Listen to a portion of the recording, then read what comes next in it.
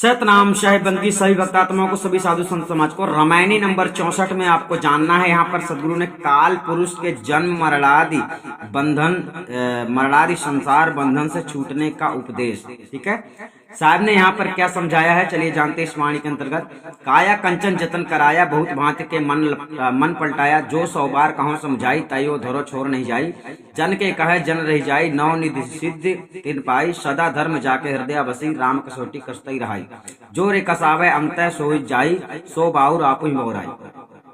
ताते परी काल की फांसी करम ना अपन पोच सोच, जहां संत तहां संत सिधावे, मिल रहे धूत ही धूत। ठीक है, काल पुरुष के जन्म मरणादि संसार बंधन से छूटने के लिए उपदेश सतगुरु कबीर साहब का इसमें है। तो ये जल्दी से जान लेते हैं क्या है। सतगुरु कहते हैं कि मैंने जिज्ञासुओं के शरीर के भीतर अर्थात काया रूपी खान में चेतन आत्मा रूपी कंचन को जानने के लिए तथा महाचेतन परमात्मा के परिचय के लिए बहुत प्रयत्न कराया, अर्थात बहुत प्रकार के उपदेशों द्वारा उनके मन को विषयों की ओर से लौटाकर अर्थात हटाकर आत्मा तथा परमात्मा के स्वरूप परिचय के लिए उपाय किया।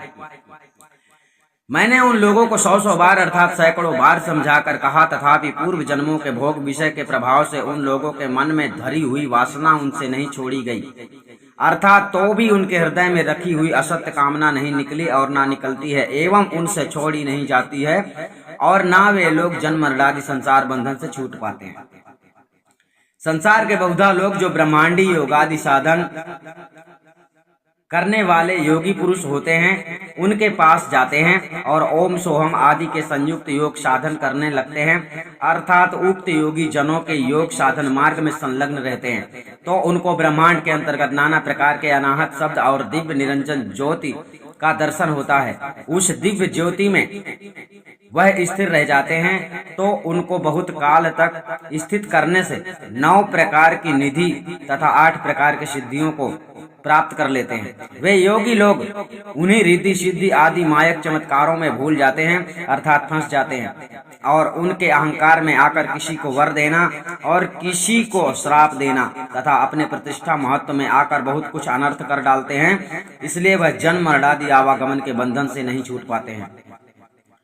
इसलिए सदगुरु कहते हैं कि पिंडी और ब्रह्मांडी यावत जितने भी साधन हैं, उनके द्वारा जन्म मरणादि बंधन से छुटकारा नहीं हो पाता है। अतएव जो जिज्ञासु जन किसी भेदी, अब यहाँ पर ध्यान रखना, किसी भेदी सदगुरु की शरण में जाकर आत्मा तथा महाचेतन परमात्मा के विशुद्ध ज्ञान को प्राप्त करता है। यहाँ सीधी बात समझ लो, विशुद्ध ज्ञान अर्थात परमात्मा को जानना है जो विशुद्ध है, यानी जो शुद्ध है, बिल्कुल शुद्ध है, महाशुद्ध है। ठीक है, वही सर्व बंधनों से छूटकर परमात्मा स्वरूप को प्राप्त हो सकता है। ठीक है, परमात्मा के स्वरूप को प्राप्त हो सकता है, अर्थात मोक्ष प्राप्त करने का मतलब यही होता है कि परमात्मा सत्ता में समा जाना और इस सृष्टि से अलग हो जाना। ठीक है, इसलिए जिसके हृदय में सर्वदा काल परमात्मा के ज्ञान भक्ति श्रद्धा प्रेम संयुक्त धर्म निवास करता है, वह जिज्ञासु साधक सदैव काल उस सार समझ परमात्मा राम के प्रति प्राप्ति के लिए साधन अभ्यास रूपी कसौटी पर अपने आप को बराबर कसता रहता है। वही सर्व बंधनों से रहित होकर विदेह जीवन मुक्त हो जाता है। हे भाई जिज्ञासु साधक जनों, जो लोग दूसरी जगह अनात्म विषय पदार्थों में अपने आप को कसता है अर्थात लगाता है, वह पागल स्वयं बहक जाता है। वह पहले तो पागल था ही और भी अधिक पागल बन जाता है। सदगुरु कहते हैं कि इसी से अर्थात उस महाचेतन परम पुरुष परमात्मा राम से पृथक होने तथा विस्मृति से और शून्य प्रकृति माया मंडल में आने से सब जीवों पर काल पुरुष निरंजन की त्रिगुणात्मक माया रूपी फांसी पड़ गई है। इसलिए हे जीव, मानव जीवो, तुम अपना स्वयं विचार करो कि मैं मनुष्य शरीर धारण कर किस लिए आया था और क्या कर रहा हूँ। अतः अपना कल्याण कैसे होगा, इसका विचार करिएगा।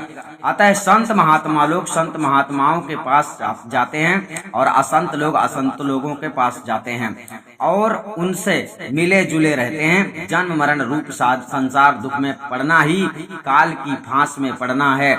इसलिए जिज्ञासु को अपने आत्म कल्याण का विचार करना चाहिए। ठीक है, यानी आत्म कल्याण करने के लिए कोई ऐसा ना सोचे कि हमें कुछ नहीं करना पड़ेगा। जब तक सच्चा सतगुरु नहीं मिलता तब तक पता भी नहीं चलेगा कि आत्म कल्याण के लिए करना क्या है। सतनाम साहिब बंदगी, आपको लगातार कबीर साहब के बीजक को समझना है, जो सतगुरु कबीर साहब का असली ज्ञान है, जहाँ से आपको पता चलता है कि सत्य क्या है और असत्य क्या है। सतनाम साहिब बंदगी।